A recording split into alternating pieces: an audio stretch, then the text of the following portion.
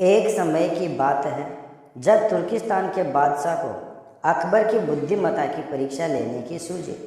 तुर्किस्तान के बादशाह ने अपने दूत को संदेश पत्र देकर कुछ सिपाहियों के साथ दिल्ली रवाना किया। बादशाह ने पत्र में लिखा था, मेरे सुनने में आया है कि भारत में ऐसा पेड़ है जिसके पत्ते को खाकर इंसान की आयु बढ़ाने में मदद मिल सकती है। अगर यह बात सच है तो मेरे लिए उस पेड़ के कुछ पत्ते जरूर भेजें। जब अकबर ने उस पत्र को पढ़ा तो वह सोच में पड़ गए। इस चिंता से उभरने के लिए अकबर ने बीरबल का सहारा लिया। बीरबल की सलाह पर बादशाह अकबर ने तुर्किस्तान से आए सिपाहियों और दूत को कैद करने का आदेश दिया। सिपाही और दूत के कैद खाने में कई दिन बीत जाने के बाद अकबर और बीरबल एक दिन उनसे मिलने गए।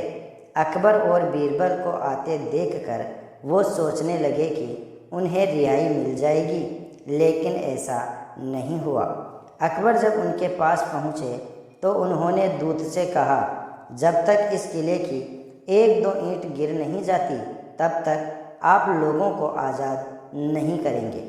ऐसा होने तक आप सभी के लिए यहाँ खाने पीने का पूरा इंतजाम किया जाएगा।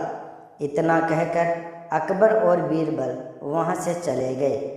उनके जाने के बाद दूत और सिपाही कैद से निकलने के लिए उपाय सोचने लगे। जब कोई रास्ता नज़र नहीं आया तो भगवान से प्रार्थना करने लगे। जल्द ही उनकी प्रार्थना रंग लाई और कुछ दिनों बाद अचानक तेज भूकंप आया और भूकंप के कारण किले का एक भाग टूटकर गिर गया। इस घटना के बाद दूत ने अकबर के पास किले की दीवार गिरने की खबर भिजवाई। यह खबर सुनते ही बादशाह अकबर को अपना वादा याद आया और उन्होंने तुर्किस्तान के दूत व सिपाहियों को दरबार में प्रस्तुत होने का आदेश दिया। उनके दरबार में पहुंचते ही बादशाह अकबर बोले, अब तो आप सबको अपने बादशाह के द्वारा भेजे गए पत्र का उत्तर मिल गया होगा। अगर अब भी आपको समझ नहीं आया है तो मैं समझा देता हूँ। तुम सिर्फ 50 लोग हो और तुम्हारी आह सुनकर किले का एक हिस्सा गिर गया तो सोचो, जिस देश में हजारों लोगों पर अत्याचार होते हैं उस देश के बादशाह की आयु कैसे बढ़ेगी। लोगों की आह से उसका पतन तो निश्चित है। हमारे भारत देश में किसी गरीब पर अत्याचार नहीं होता, यही होता है आयुवर्धक वृक्ष।